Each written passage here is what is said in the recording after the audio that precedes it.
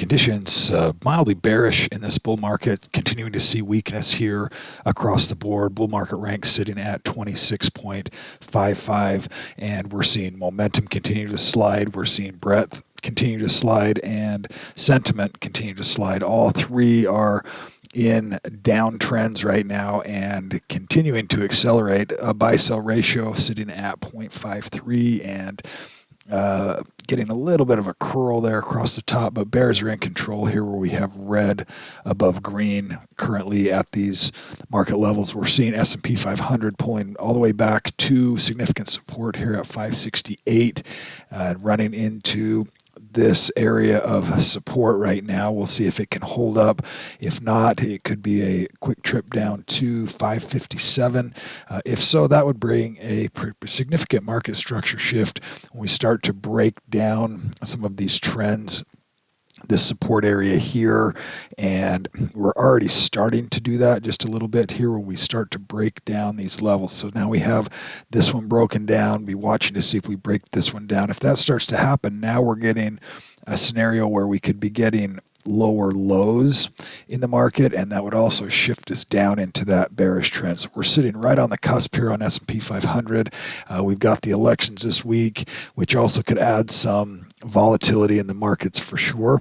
That's our current scenario on S&P 500. Let's take a look at bonds. We're continuing to see a real big sell-off in bonds. This is quite concerning and should be definitely made note of right here at these levels, especially when we go in and get some finalized perspective on what the elections do look like and what interest rate policy potentially could be, and some bias there. SHY also seeing significant weakness right here now. We've broken down through a lot of these levels on SHY, and it just continues to get weaker right here. Let's take a look at the sectors. We did see a little bit of strength here. We had two of those. Oops, I'm on commodities. Let's go over to here. We've got consumer services, telecommunications, which have moved back up to uptrends, and the rest either in that hold non-trending state or transitionary state from a uptrend to a downtrend.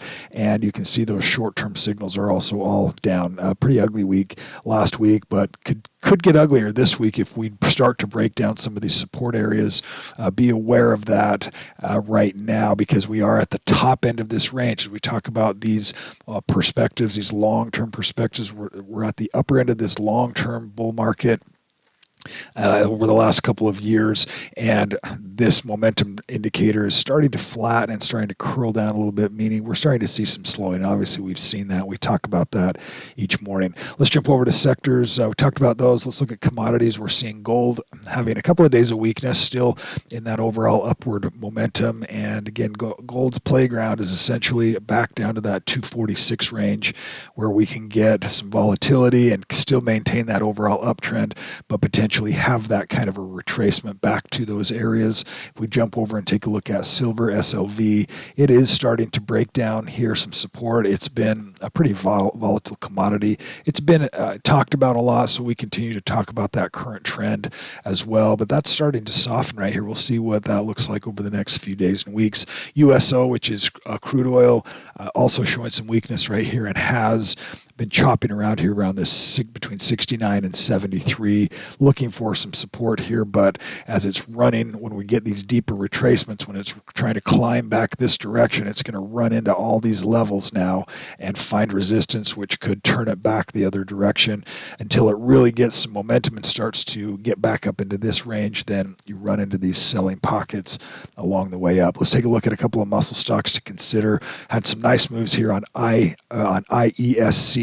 Good confirmation bar, increasing volume, electronic space, computer technology. Also seeing that in Powell, POWL, which is in that industrial products, electrical space, also big volume, nice confirmation bar, bouncing right at that 248, 236 location. This is an example where you can see that still connected here and here. This is the trend of this current time frame, and these become the levels of that trend that we want to be paying attention to.